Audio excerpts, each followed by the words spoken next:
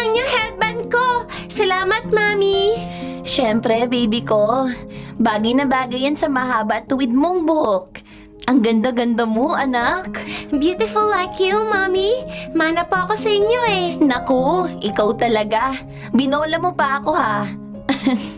Halika nga dito at makurot ka nga sa pisngi. Huwag, Mami. Nakikiliti po ako.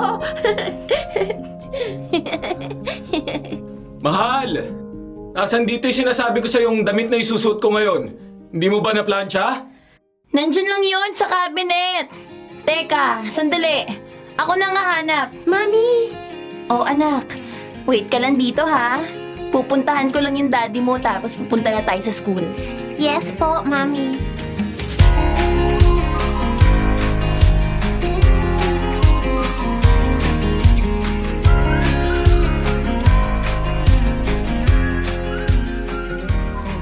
Dito ko lang yun nilagay sa cabinet.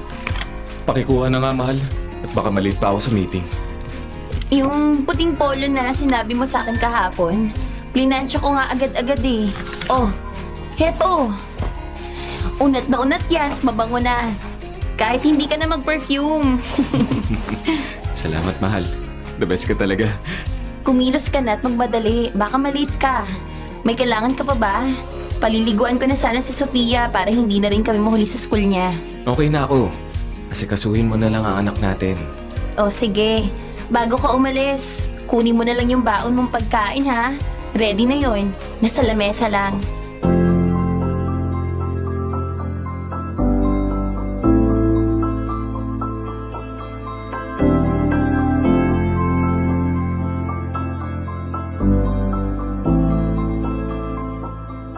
Halika na anak, at baka malate pa tayo sa school mo. Mami, I'm ready. Nako, naiwan pa ni Nestor tong baunan niya. May daan na nga lang sa office nila mamaya. Pagkahatid ko kay Sofia sa school. Total, malapit lang naman dito ang opisina niya. Mami, let's go. Okay, dali mo na nga tong lunchbox mo.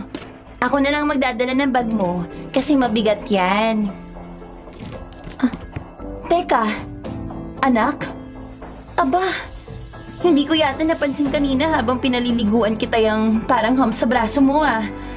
Saan kaya galing yan? Nabunggo ka ba somewhere? Masakit ba? Anak? Oh, Makate?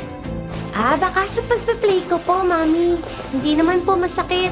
Don't worry, Mami. Next time, mag-iingat na po ako. Oh, sige anak ha. Mamaya ako na yung titingnan ulit. Punta na tayo sa school at baka nahanap ka na ng teacher mo.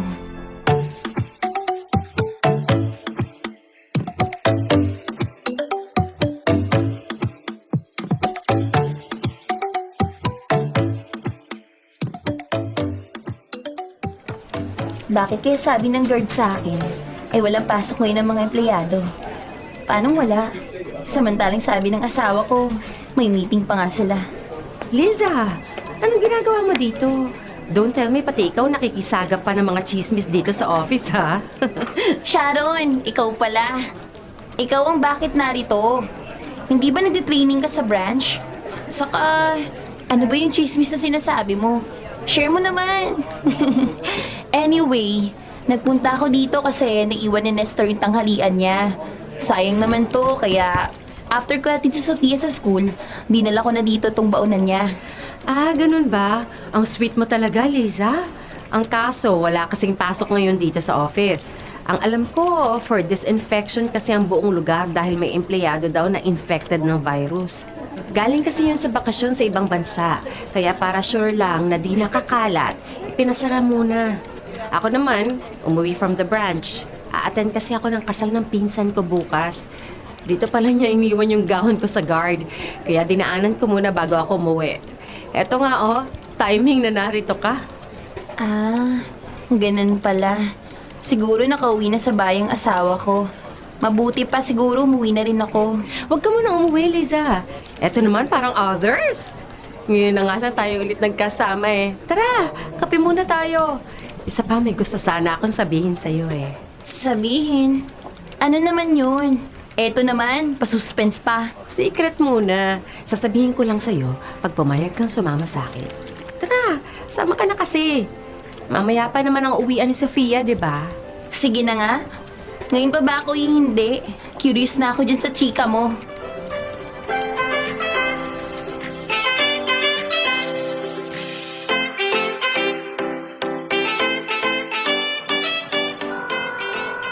Bakit kaya hindi na naman matawagan ng asawa ko? Nakauwi na kaya siya? Oh, itong kape at cake. Pampagood vibes. Ang haba ng pila. Salamat, Sharon. Nakakahiya naman, nilibre mo pa ako. Ano ka ba? Ngayon nga lang ako makakabawi sa'yo eh. Nung magkasama pa tayo sa work, ako ang lagi mong nililibre kasi ikaw ang mas malaki ang sahod. Sa totoo lang, nakakamiss ka talagang kasama sa work, Liza. Ilang taon na ba simula nung mag-resign ka? Halos 6 years na.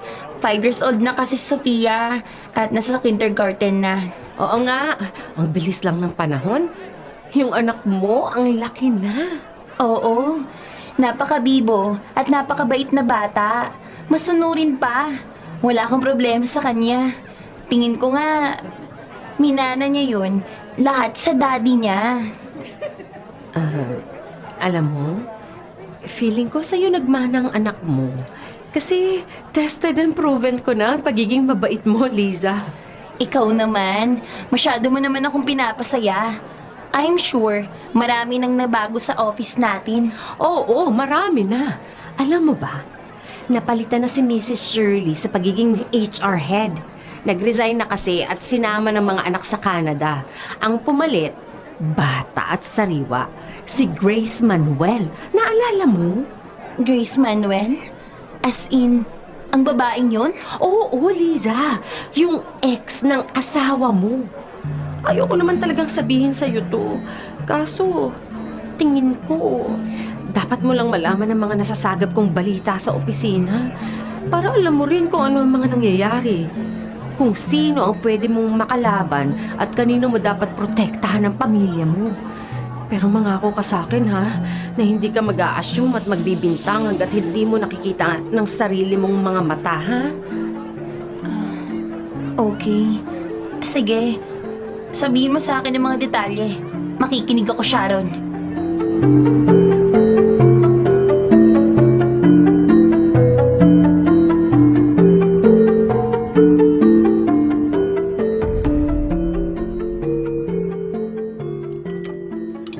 Sabi ni Sharon, usap-usapan daw sa opisina ang pagkakalapit ng asawa ko at ex ning si Grace.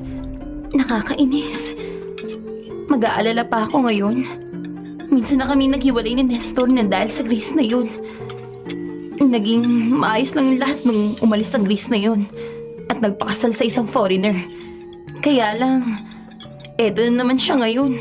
Hiwalay na sa asawa at nag-apply pa talaga sa opisina ko sa nagtatrabaho si Nestor.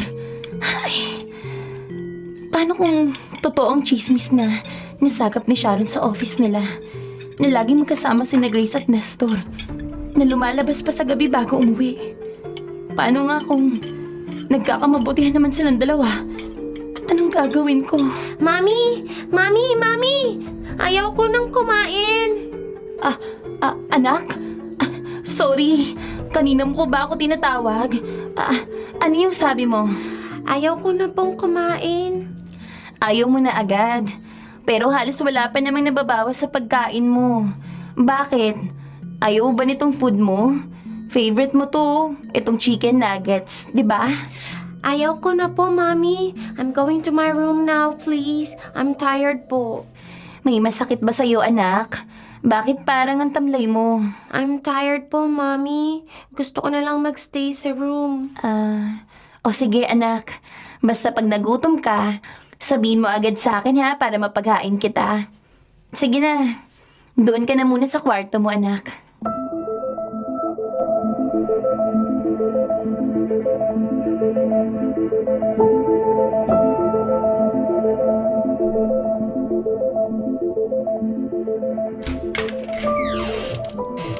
Mahal!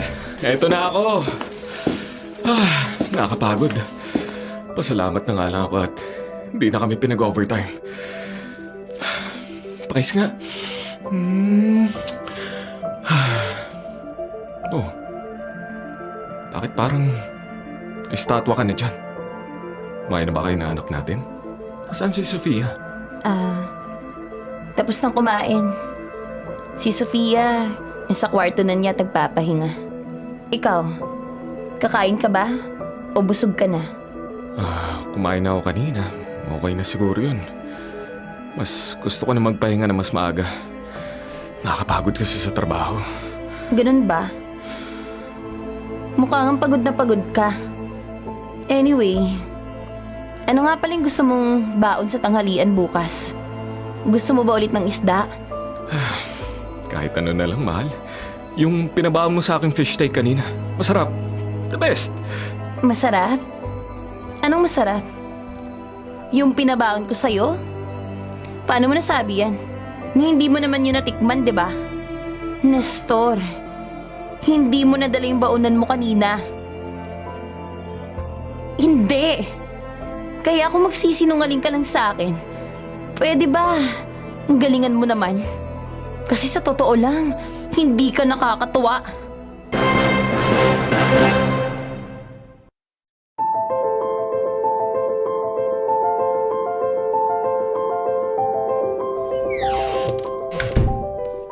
O anak, nariyan ka na pala. Saan ka ba galing at para kang hapong-hapo? May problema ka ba? May inasikaso lang po ako, Nay.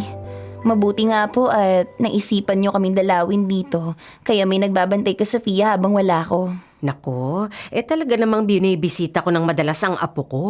Napaaga lang ako ng punta ngayon. Sa susunod na araw kailangan ko na rin bumalik doon para may katulong ang tatay mo. Sige po, Nay. Salamat. Nasaan po si Sofia? Nangulit po ba ng husto sa inyo kanina? Hindi nga makulit ang batang yun ngayon. Kaya medyo nanibago ako. Tingin ko nga medyo matamlay at tila ba hindi na maganang kumain tulad ng dati. Parang medyo pumayat nga. Umimpisampis nga. Tumatangkad po kasi siya, Nay. Isa pa po, nag-aaral na siya. Mas focus ang isip sa klase kaysa sa pagkain. Kaya po siguro pumapayat. Ay basta, ang tingin ko nangangalumata na nga siya anak. At napansin ko na yung bukol na sinasabi mo na nasa braso niya. Parang hindi naman lumiliit. Mas maigi na patingnan mo na yun sa kanyang pediatrician. Huwag mo nang tipirin ang anak mo at iisa pa lang naman yan. Mainam ng sigurado na bukol lang talaga yon na nakuha dala ng paglalaro. Opo, Nay. Dadalhin ko po siya sa may pedya sa susunod na araw. Tumatawag si Sharon. Bakit kaya? Hello? Sharon? Ba't napatawag ka? Nako, Liza, si Grace at ang asawa mo. Magkasama na namang lumabas ng opisina.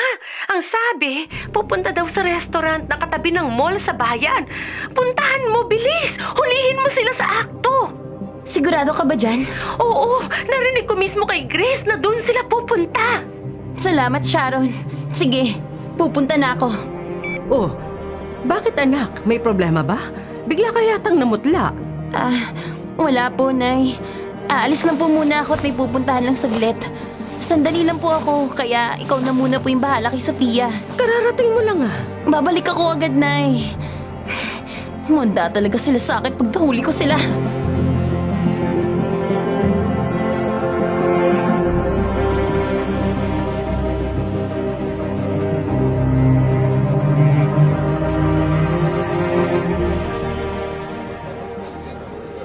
Ayun nga si Grace, ang haliparot na babaeng dikit na dikit sa asawa ko. At ayun nga rin si Nestor, nakakapay pa ang lokong asawa ko sa babae niya. Pero paalis na yata sila. Saan sila pupunta? Teka, tatawagan ko si Nestor. Titignan ko kung magsisinungaling siya sa akin.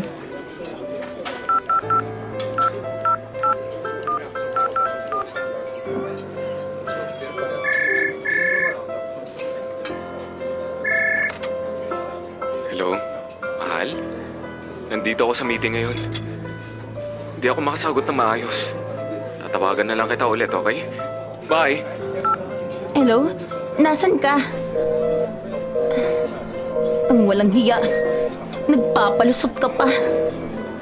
Anong sinasabi niya may meeting siya? Eto siya oh. Nakikipaglandian sa Grace na yan. Napakasama mo, Nestor. Napakasama mo talaga.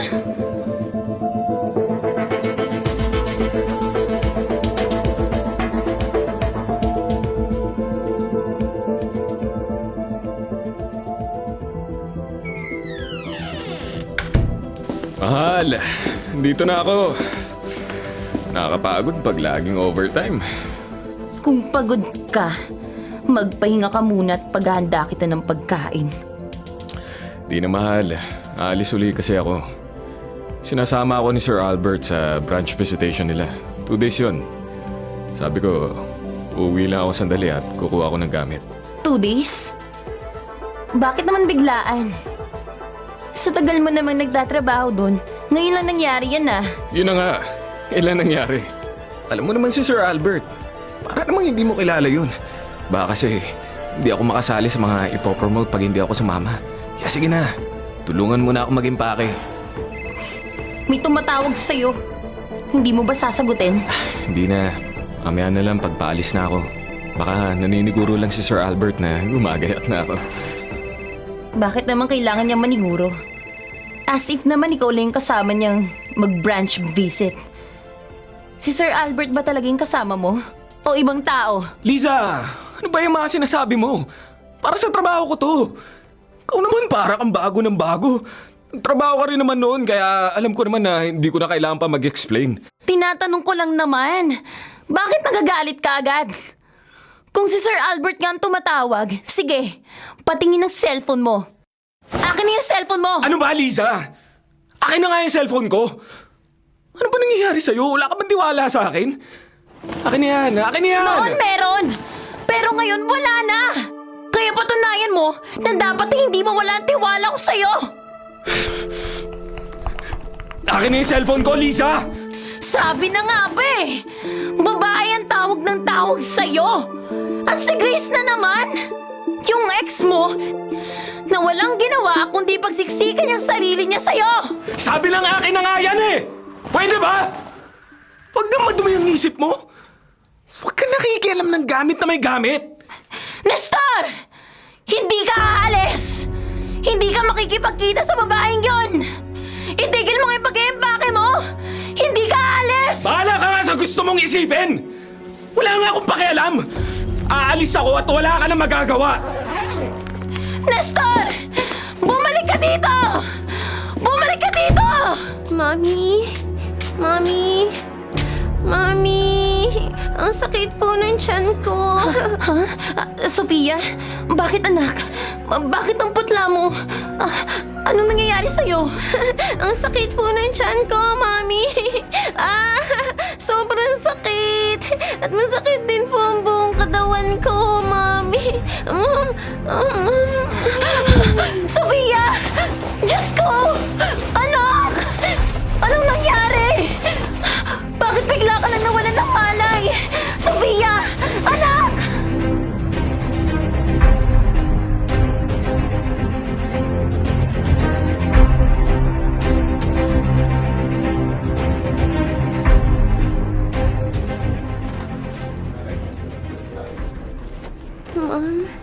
Mami?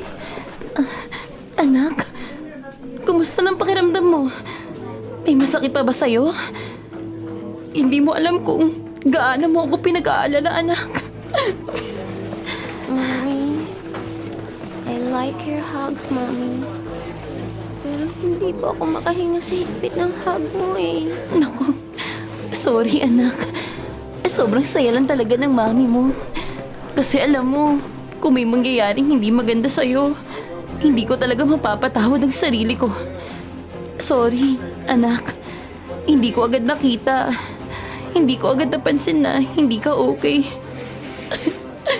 Anak, anong nararamdaman mo ngayon? Masakit pa ba ang tiyan mo?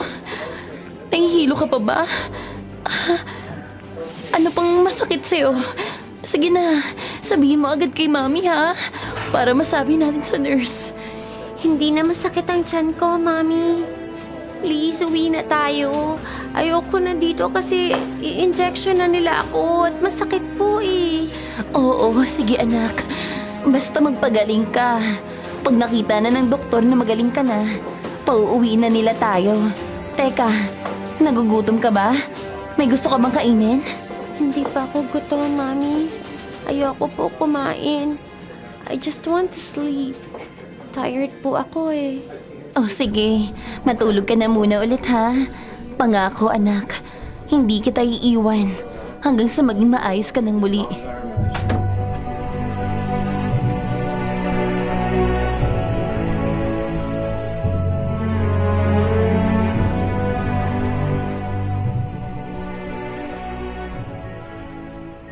Kayo po ba ang ina ng pasyente? Opo. Ako nga, Doc. Kamusta na pong resulta ng mga testa ang aking anak? Well, nakita ko ng resulta ng mga test ni Sofia pero hindi pa sapat ang mga yon para masabi ko kung ano talaga ang karamdaman niya. We still need to do some more tests para masabi kung anong eksaktong diagnosis sa kanya. Though, base sa resulta ng mga unang test na isinagawa sa pasyente at dahil na rin sa mga sintomas na nakikita sa kanya, ang pasyente ay mayroong karamdaman na tinatawag na neuroblastoma. Neuroblastoma? Oh, Mrs. Neuroblastoma is a rare type of cancer that develops in nerve tissues. Mga bata ang karaniwang nagkakaroon ng cancer na ito. I'm sorry, Mrs. Cancer? Ang anak kong si Sofia may cancer? Diyos ko! Paano nangyari na may cancer ng anak ko?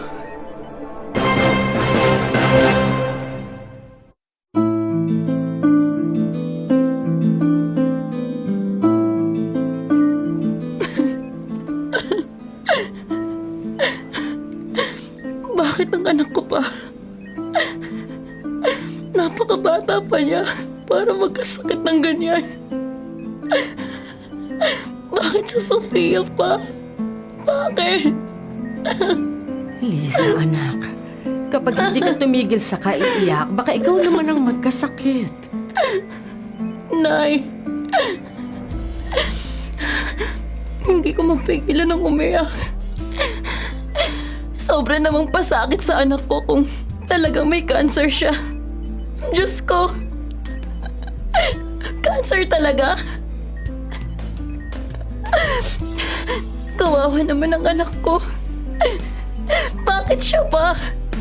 Bakit siya pa? Nay! Diyos ko! Sofia!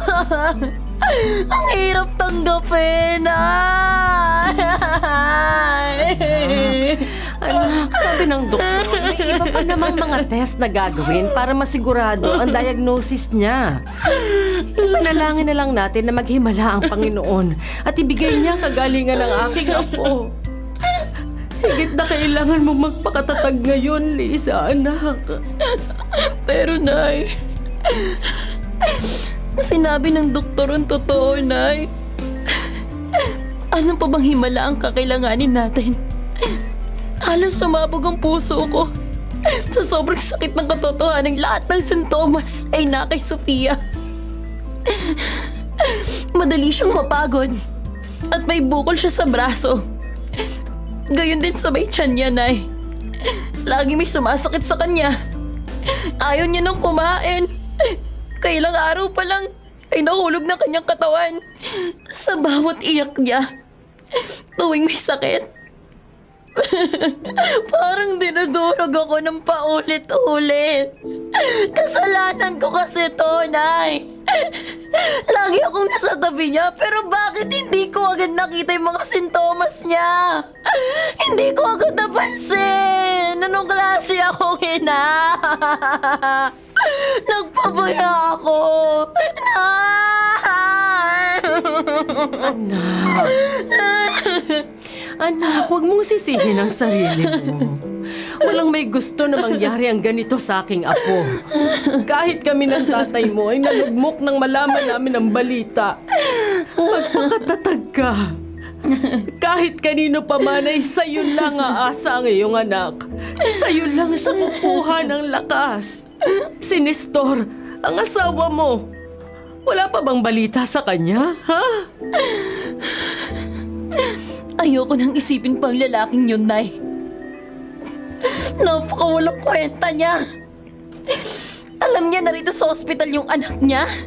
Pero imbes na puntahan si Sofia, doon siya nagsusumiksik sa kirida niya. Umuwi lang siya ng bahay para kunin yung mga natitira niyang gamit. Napakawalang puso niya, Nay! Okay lang na iwanan niya ako't lokohin eh.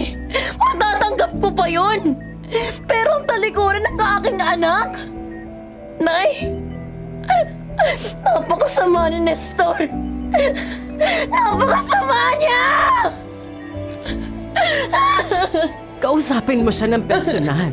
Kailangang ipaalam mo sa kanya ang panganib sa kalusugan ng kanyang anak.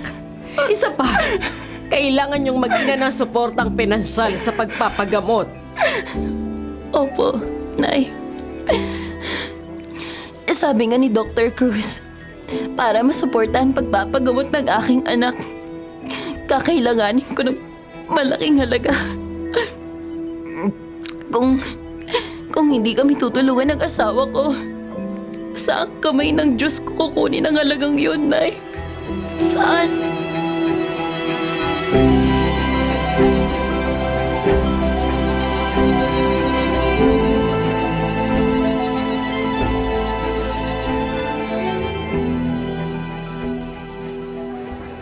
Liza, sigurado ka ba sa gagawin mong to?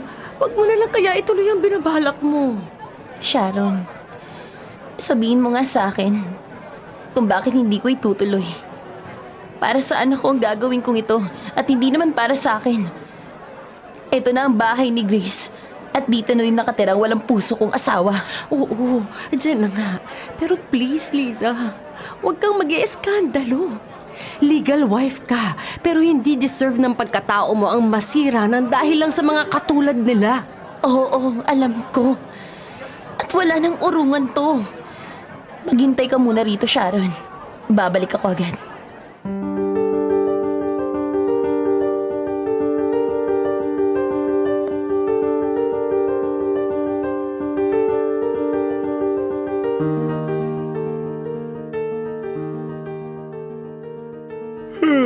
Ang sarap matulog. Kaso nagugutom na ako. Sino kaya yun?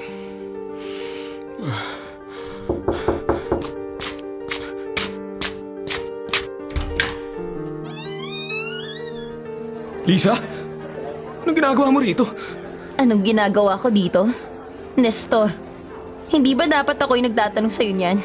Ikaw ang anong ginagawa mo dito? Imbis na alagaan mong sarili mong anak, heto ka, nag-e-enjoy kasama yung babae mo.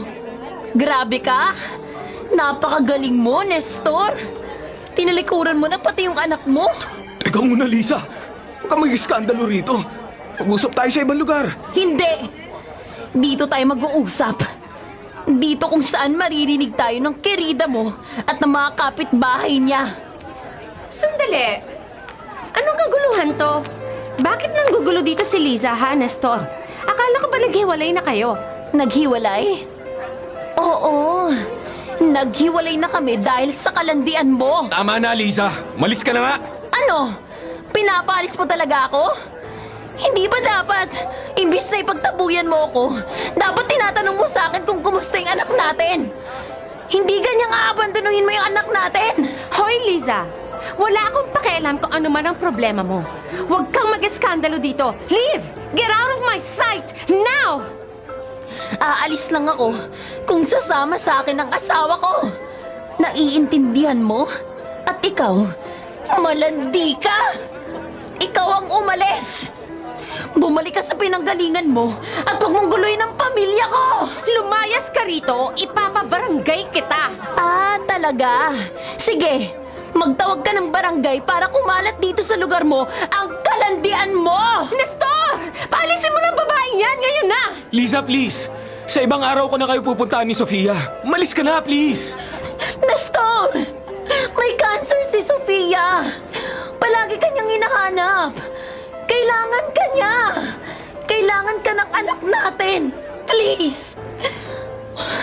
Huwag mo namang talikuran ng anak mo. Dahil kapag may nangyaring masama kay Sofia, hindi talaga kita mapapatawad.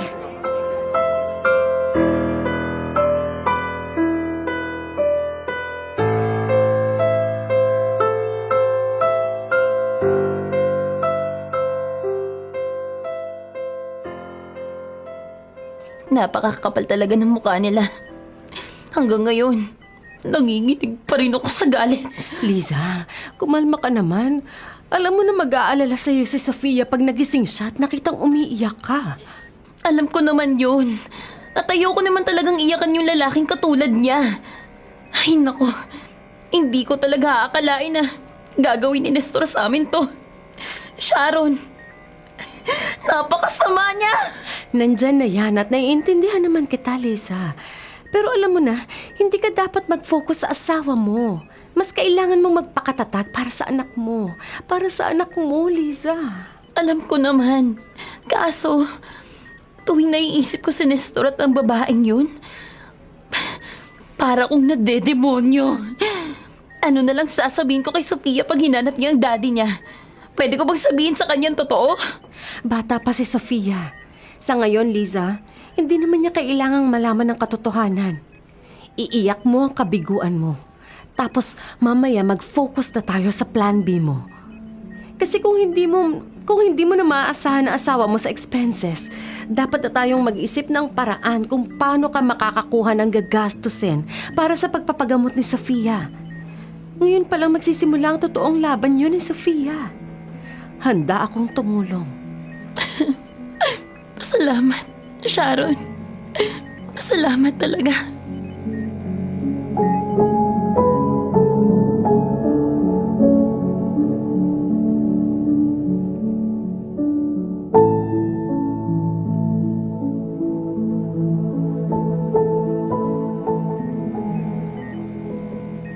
May mga sasabihin lang ako tungkol sa mga iba pang test at treatment na kailangan ng gawin kay Sofia. Sige, Doc. Makikinig ako. Kanina ko pa nga hinihintay ang pagdating mo para sa update sa kalagayan ng aking anak. Mas mabuti na nauunawaan mo kung anong ipinaglalaban natin.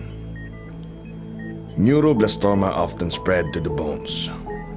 Yun ang dahilan kung bakit palagi nagko-complain ng pasyente na may masakit sa kanya. And we should not wait any longer for the situation to get worse. Ang suggestion ko, surgery to remove the cancer. But it can be complicated.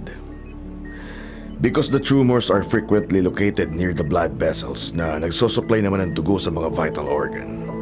So, before the surgery, chemotherapy may be used as the primary treatment. Before and after ito ng surgery, para mapaliit natin ang tumor at mapatay ng tuluyan ng cancer cells. Chemotherapy? Pero hindi ba delikado yun lalo na sa isang bata katulad ng aking anak? There is danger. Pero hindi ba't mas delikado kung wala tayong gagawin? Kung masisiguro niyo po yun, Doc, ang kaligtasan ng aking anak. Please, gawin po natin ang lahat na pwedeng gawin basta gumaling lang pong anak ko.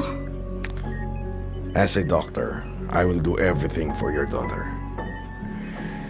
Ang pakikiisa niyo ni Sophia ay mahalagang bagay.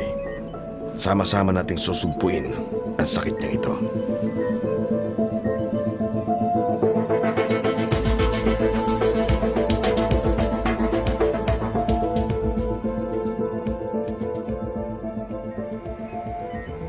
Diyos ko, hindi ako makapaniwala.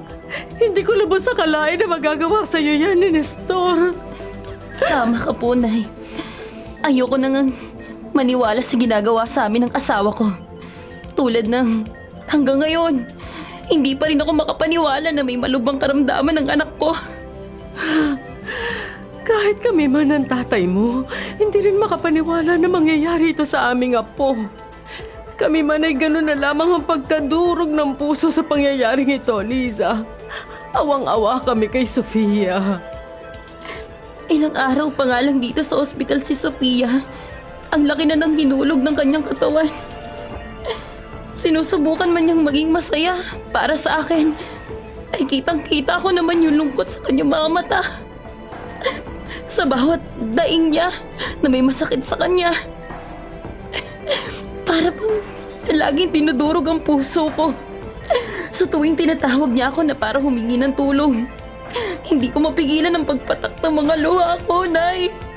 Kasi wala akong magawa para sa kanya. Sa totoo lang, tuwing maiisip ko na kailangan niya magpa-chemotherapy, Ako yung nanghihina. Ako yung nasasaktan. Ang bata pa ni Sofia. Bakit siya pa? Bakit hindi na lang ako? Baka hindi ko kayanin, Nay. Kapag nawala sa akin si Sofia, mahal na mahal ko ang anak ko.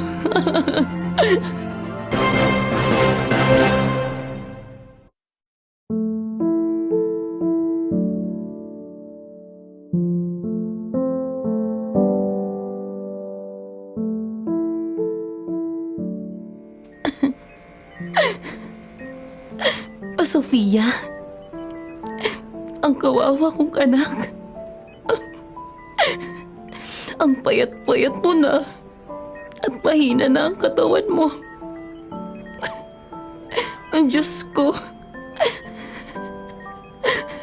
Napakabata pa ng anak ko para masaktan ng ganito. Sorry. Anak. Kung pwede lang na, ako na lang ang magkasakit imbis na ikaw.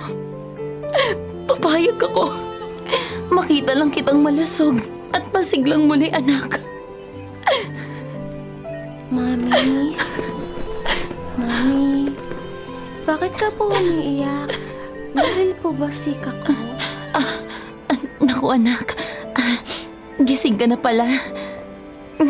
Hindi ako umiiyak. Hindi umiiyak si mami mo. Bakit ako iiyak? Samantalang pareho tayong brave, di ba? Opo, Mami. Hindi na po ako umiiyak pag may mga gamot. Gusto ko po kasi gumaling na ako para hindi ka na po sad at para makauwi na si Daddy. Oo, anak. Pag magaling ka na, uuwi na ang daddy mo at makakabalik na rin tayo sa bahay natin. Tapos, Mami, papasok na din po ako sa school, no? Miss ko na po yung classmates ko at si teacher eh. Tapos po, susunduin mo ako ulit, Mami. Tapos po, after natin magpunta sa church, magpe-play ako sa park. Tapos, kakain po tayo ng ice cream. Oo, anak. Gagawin natin ulit yun na pag magaling ka na. Sa ngayon, dapat sundin muna natin ng doktor at mga nurse. Okay? Brave talaga ang baby ko na yan eh. I love you, anak. I love you too, Mommy. Sabi ni Lola, bibilhan daw nila ako ni Lolo ng malaking doll pag uwi ko sa house natin. At, Mommy, ang sakit po dito. Ha? Saan gawing masakit? Andito ba sa tummy mo? O dito sa gawing ibaba? Opo, ang sakit po ng tummy ko. Pati po yung head ko, Mommy. Aray ko. Aray, Mommy. Mommy. Daddy. Sofia? Mommy. Sofia? Anong nangyayari sa'yo? Diyos ko! Nurse! Nurse! Tulungan niyo kami! Tulong!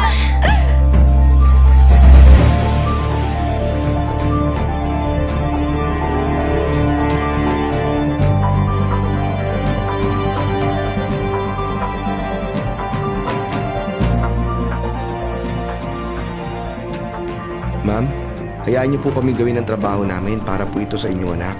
Nurse, alam kong trabaho niyo yan. Pero nasasaktan ng anak ko kaya sabi ko tama na. Hindi niyo ba nakikita?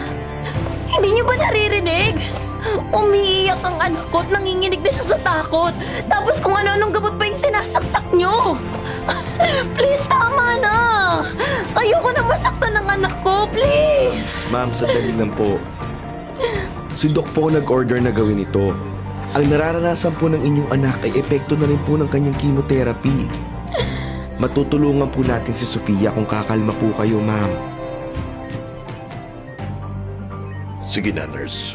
Ako na ang bahala mag-assist sa pasyente. Pwede ka nang bumalik sa nurse station. Okay po, Doc. Sofia, kilala mo na ako, di ba? Ako ang doktor mo at isa ako sa tutulong para sa paggaling mo. Itong gamot na ibibigay ko sa'yo, medyo may hapdi lang. Pero gaganda naman ang iyong pakiramdam. Ano? Ready ka na bang gumaling, Iha? Opo, doktor.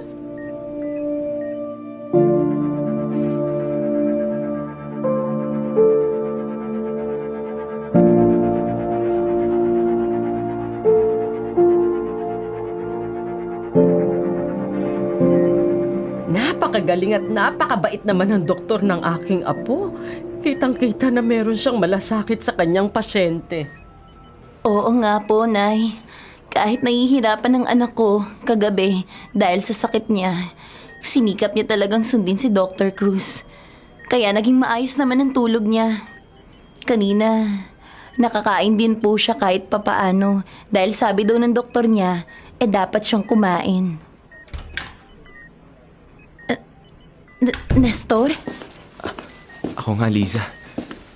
Pwede ba tayo mag-usap? Tayong dalawa lang sana. Siya, sige.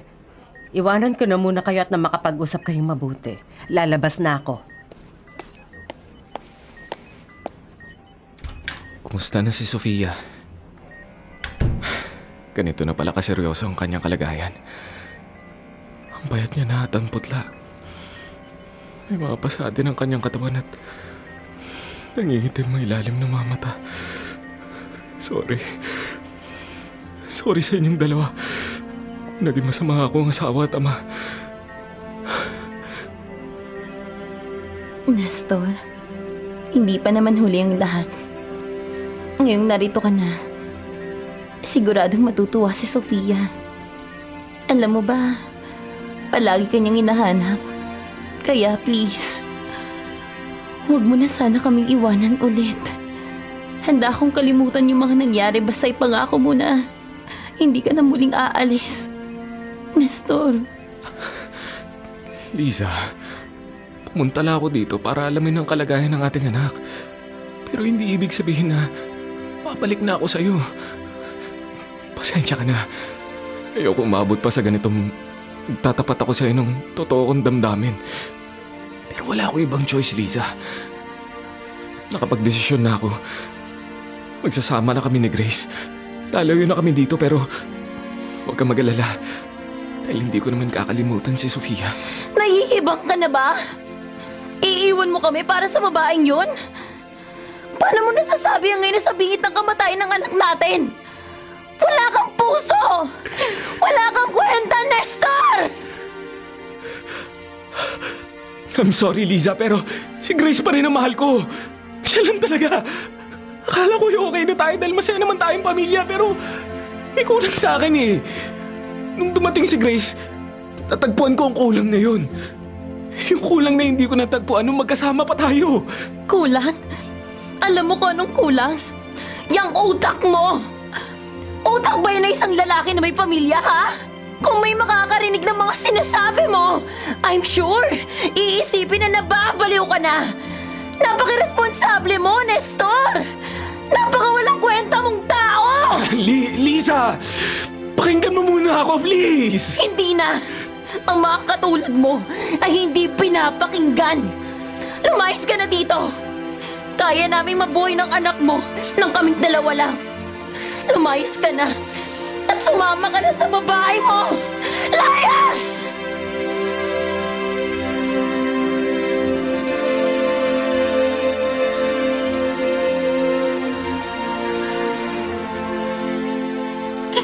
Panginoon, alam ko na dito lang ako sa tahanan mo makakatagpo ng tunay na kapayapaan. Pakiusap, bigyan mo po ako ng sapat na lakas upang magpatuloy. Hindi para sa akin, kung hindi para sa akin, anak.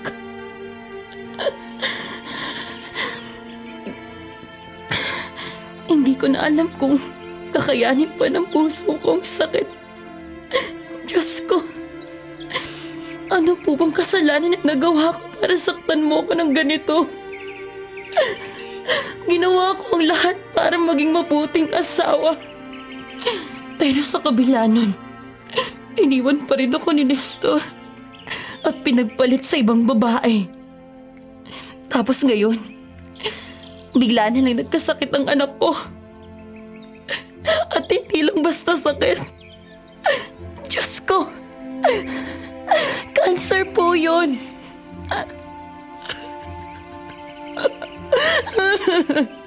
Pakiusap. Pagalingin niyo po ang anak ko. Siya na lamang ang natitira sa akin. Baka hindi ko kayanin kapag nawala siya sa akin. Diyos ko. Diyos ko. Maisip ko pa lang ang posibilidad na iyon. Parang mamamatay na rin ako. Mrs. Laureano. Mrs. Doc. Laureano. Dok, ikaw pala. Ang sabi nila, mas makabubuti raw sa kalusugan kung dadaanin sa iyak ang kung ano man ang nasa damdamin kaysa sa kimkimin nito.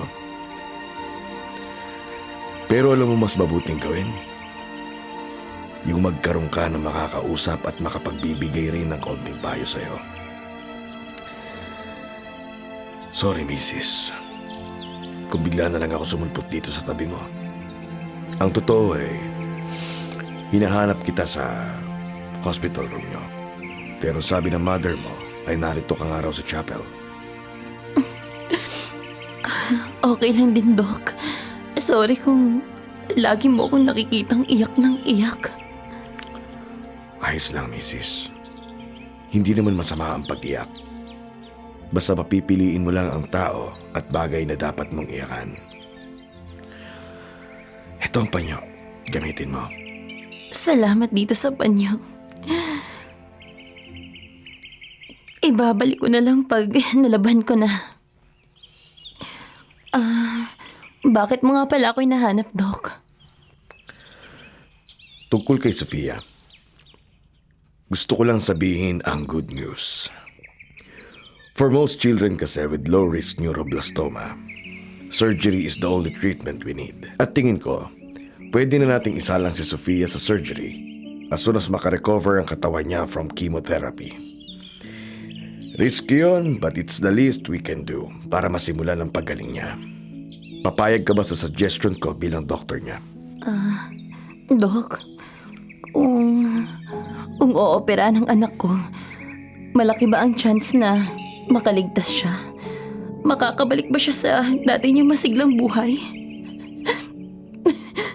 Alam mo kasi, iniwan na ako ng asawa ko at sumama na siya sa ibang babae. Ang anak ko na lang po ang natitira sa akin. Siya na lang ang buhay ko. Gusto ko siyang paoperahan at ipagawa lahat ng suggestion mo. Pero natatakot ako sa resulta. Natatakot ako na mawala sa akin ang anak ko. Sa totoo lang, pakiramdam ko, para na akong maloloka sa kakaisip. Kaya bilang isang ina, tinatanong kita, please, sagutin mo ako. Masisiguro mo ba ang kaligtasan ng anak ko, Doc? Masisiguro mo ba?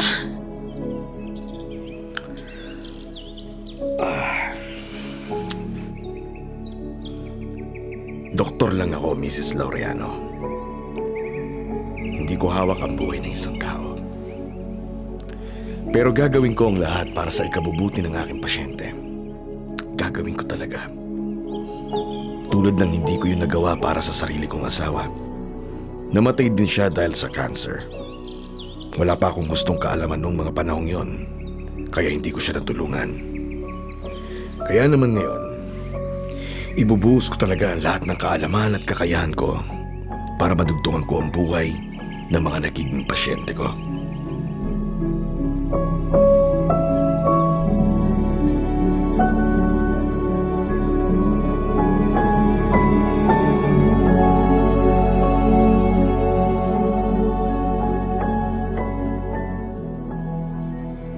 Sabi na nga ba't mabait talaga ang doktor na yon, Liza. Isipin mo, natulungan niya kayong mag-ina para makalapit sa hospital administrator at gawin ng libre ang operasyon ng aking apo. Saan ka rin ba nakakita ng doktor na hindi ka na sisingilin ng Dr. Sophie? Mabait po talaga si Dr. Cruz, Nay. Marami na rin po siyang pasyente na natulungan niya financially. Sabi niya ay naging gawain niya na ang tumulong bilang pag-alala na rin sa kanyang asawa na yumao rin dahil sa cancer. Pagpalainawa siya ng ating Panginoon dahil sa kanyang kabutihan.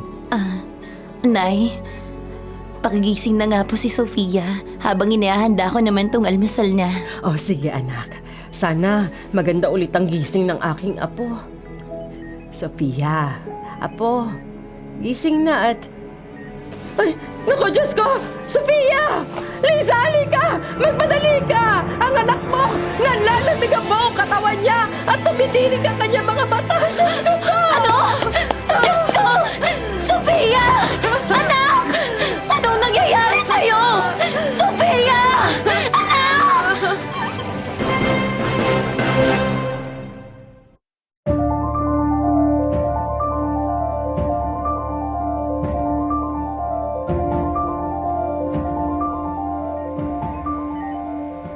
Doc, please, gawin niyo ang lahat para gumaling na ang anak ko. Kung yung operasyon lang ang tanging kailangan para mas mapabuti ang nararamdaman niya, pakiusap, gawin na natin yun. Ayokong nahihirapan ang anak ko. Kawawa naman kasi siya kung sa ganitong edad ay puro sakit na lang ng katawan ang tumatatak sa kanyang isip. Tuwing ididilat niya ang kanyang mga mata, lagi niya sinasabi sa akin na natatakot na siya, na may sumakit ulit sa parte ng katawan niya. Bilang isang ina, doble ang nararamdaman kong takot at pag-aalala. So please, Doc. Please, tulungan mo ang anak ko. Talagang makabubuti para sa iyong anak ang mag-undergo ng surgery. But you should know na hindi yun ang tamang gawin sa ngayon. Because right now, Sophia is a suitable candidate for surgical procedure. And believe me, gusto ko siyang tulungan sa abot ng aking mga kaya. For now, mag-focus muna tayo na gawing stable ang health condition niya. Mami? Anak, salamat naman nagising ka na. Kumusta yung pakiramdam mo? May masakit pa ba sa'yo, ha? Look who's here, oh. Nandito si Dr. Cruz. Pagagalingin ka niya. Hindi ba sabi mo, mabait siya? Lagi siyang nandito para tignan kung okay ka na. Hi, Sophia. How are you? May masakit pa ba sa tiyan mo? You know what, Sophia? Lagi ako nagdarasal kay Lord na gumaling na kagad ng mga pasyente ko. Kaya ikaw din, ha, Iha? Lagi kang magpipray. Opo, Dok. Mami, pwede na po ba tayong umuwi? Napapagod na po kasi ako and I want to sleep sa bed ko. At sana makita ko na si Daddy. Miss ko na siya at ang bahay natin. Ayaw ko na po dito, Mami. Masakit po yung ginagawa nila sa akin. Gusto ko na pong mag-rest sa bahay. Please, Mommy. Gusto ko na rin umuwi, anak. Kaso, dapat gumaling ka muna, ha? Hayaan mo. Malapit na yun. Pag gumaling ka na, magagawa mo na ulit lahat ng gusto mo. Tapos, kakainin natin lahat ng mga favorite food mo, ha? Nang hindi mo na makain ngayon. Okay ba yun? Ha? Sofia? Anak? Gusto ko na po umuwi. Please, Mommy. Uwi na po tayo.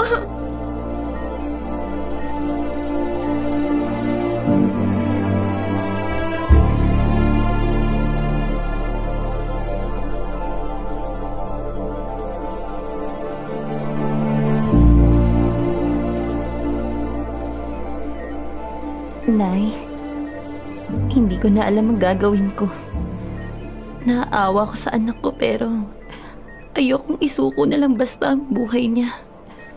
Mahal na mahal ko si Sofia, Nay. Baka mamatay na rin ako pag iniwan niya ako. Magpakatatag ka, Liza. Kami rin naman ang tatay mo. Gusto rin naming ilaban ang aming apo. Sa pera, wala na tayong problema. May buyer na tayo ng bukid natin para sa pagpapagamot ni Sofia. Lahat ay gagawin natin alang-alang sa paggaling niya. Ang problema nga lang, ang katawan ng iyong anak. Gusto ko rin ipagpilitan ang lahat ng posibilidad, pero paano naman ang aking apo? Pati rin ako, parang unti-unting nauupos pag nakikita ko kung paano siya pahirapan ng kanya na sakit. Kawawa naman ang anak ko. Nay, kawawa naman si Sofia. Ang bata pa niya para danasin ng ganito. Sana talaga ako na lang ang nasa sitwasyon niya. Anong gagawin ko? Ano? Ikaw lang ang makakapagdesisyon niyan, Liza. Sabi nga ng doktor, pwede namang ituloy ang chemotherapy. Yun talagang gamot. Ang problema nga lang ay masyadong mahina ang katawan ni Sofia pag itinuloy yun. Nay, pag hindi naman natin itinuloy yun, lalo tayong mawawalan ng pag-asa na bumalik sa dati ang anak ko. Parang hindi ko naman kayang pagbigyan lang si Sofia na umuwi sa bahay at hintayin yung pagkawala niya. Kapag pumayag ako na umuwi tayo, tulad ng gusto niya, parang sinabi ko na rin na sumusuko na ako. Na okay na sa akin na mawala siya, Nay. Mawawala lang sa atin sa Sofia pag pumayag ako. Ayoko. Hindi ko kayang mawala sa akin ng anak ko. Siya na lang ang meron ako. Siya na lang. Sino ba ang ayaw na gumaling si Sofia? Apo ko siya, Liza. Mahal na mahal ko rin siya. At ilalaban ko rin siya. Kaya lang, anak, hindi lahat ng laban ay dapat na sugod na lang ng sugod. Ang isang mandirigma ay alam kung kailan dapat magpaubaya. Gusto nating gumaling si Sofia. Pero tingnan mo rin ang kalagayan niya. Ang mura niyang katawan, payat na payat na. Pagod na siya sa sari-saring gamot na pumapasok sa katawan niya. Tanging ang pagtawag na lang niya sa iyo ang nagagawa niya para maibsan ang sakit. Lisa, anak, ikaw pa rin na kanyang ina ang dapat na magdesisyon. Huwag mong isiping nag-iisa ka dahil iniwan ka ng magaling mong asawa. Narito pa rin kami ng tatay mo para sa inyong mag-ina. Magtiwala ka lang sa ating Panginoon. Tumawag ka at ikaw ay papakinggan niya.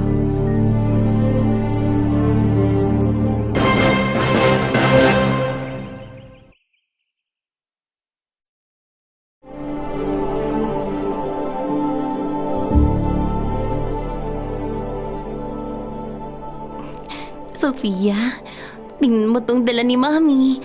Padala to ni Dr. Cruz para sa'yo, anak. Wow! Barbie doll! May kasama na tong doll na bigay sa akin ni Lola. Thank you, Mommy. Thank you po kay Doc. Pupunta siya rito bukas para dalhin ng ibang mga gamot na donation ng organization nila. Pag nakita mo siya, ikaw na ang personal na magpasalamat, ha? Opo, Mommy. Mommy, pag po ba isa na akong angel, hahaba na po ba ulit ang buhok ko tulad ng Barbie na to? Naubos po kasi lahat ng hair ko eh. Gusto ko po sana yung hair ko kasing ganda at saka kasing haba ng buhok mo, Mommy. Oo naman. Haba pang buhok mo, anak. Hindi mo naman kailangan maging angel para humaba ang buhok mo. Pag magaling ka na, hahaba ulit yan. Tapos, pwede na natin ulit ilagay ang mga ponytail mo. Opo, Mommy. Pero kailangan ko po maging angel. Para pag nasa heaven na po ako kasama ni Papa Jesus, pwede po kita bantayan. Hindi ba good girl naman po ako kaya sa heaven ako mapupunta? Napanood ko po kasi na pag bad girl, Hindi po makakasama ni Papa Jesus. Anak, ay, bakit mo yun sinasabi? Siyempre, mabait ka. Pero yung pagpunta sa heaven, matagal pa yun. Makakasama ka pa ni Mami ng maraming taon. Magiging dalaga ka pa. Magkakapamilya ka pa. At hindi ba sabi mo, pag old na ako, aalagaan mo ko. Kaya dito ka lang ha. Dito lang tayo. Gusto ko magkasama tayo lagi. Opo, Mami. Sana, wag ka nang mag-cry, Mami, kasi pag nakikita po kita na nagka-cry na rin po ako. At sumasakit po yung heart ko kasi sabi po ng teacher ko, masama daw po mag-cry ang parents. Dapat lagi silang happy. Kaya dapat maging mabait po ang mga baby nila. Kaya sorry po, Mami, ha? Kung lagi kang umiiyak dahil sa akin. Promise po, hindi na po yun mauulit. Kasi good girl naman ako eh. Gusto ko po, lagi kang masaya, Mami. Oo, anak. Ang good girl ka eh. Ang bait-bait mo nga. Wala nga akong hihilingin pa, anak. Makasama lang kita. Nang tulad nito, araw-araw tuwing gigising ako, masaya na ako. Masaya na ako. Mommy, don't cry. Big hug for you. I love you, Mommy. Thank you for loving me. I love you too, anak. Ang sarap naman ng hug mo. So paano? Maglalaro na ba tayo ng Barbie? Alin ang akin dito? I'm sleepy na po, Mommy. Pwede po ba? Dito ka matulog sa bed ko. Huwag ka pong aalis, ha? I love you, Mommy. Oo, anak. Dito lang ako. Hindi ako aalis.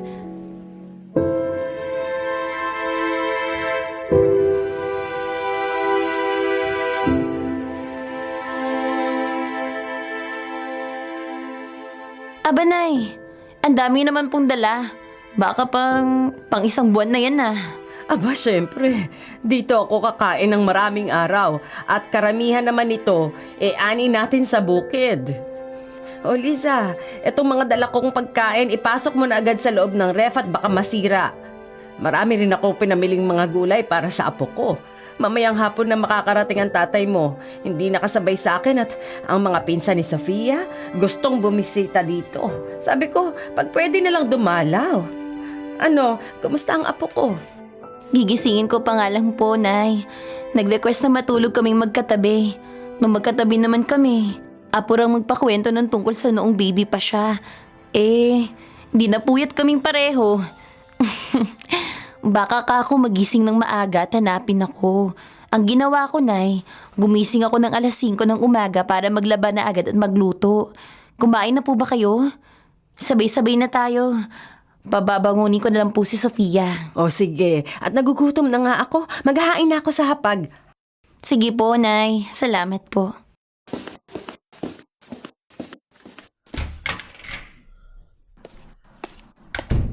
Sofia, anak, nandito na ang lola mo. Sabay-sabay na raw tayong kumain. Para makapaglinis ka na rin ng katawan. Para pretty pa rin. Mamaya ay may bisita tayo. Sofia? Sofia? Sofia? Bakit malamig kang hipo ng katawan mo? Anak? Sofia! Gumising ka! Please! Huwag ka magbiro ng ganyan! Huwag mo akong takutin, Sofia! Bakit parang hindi na siya humihinga? Diyos ko! Nay! Nay! Tulungan mo ako! Nay! Sofia! Anak! Narinig ko ang sigaw mo! Ano nangyayari sa apo ko? Nay! Sofia! Iniwan na tayo rin, Sofia! Oh, Diyos ko! Bakit naman po? Bakit yun naman po agad binawi sa akin ng anak ko?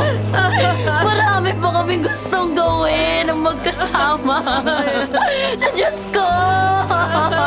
Napakasakit naman ito! Anak ko! Sofia!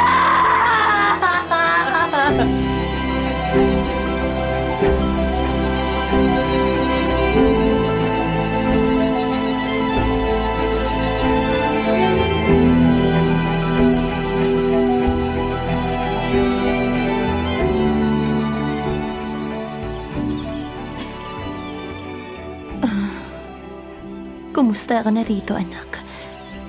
3 taon nang nakaraan simula nang iniwan mo ko. Pero ang sakit ay parang kahapon lang nangyari ang lahat. Birthday mo ngayon. 8 years old ka na sana. I know. Mas makulit ka na sana ngayon. Pero mas sweet, hindi ba?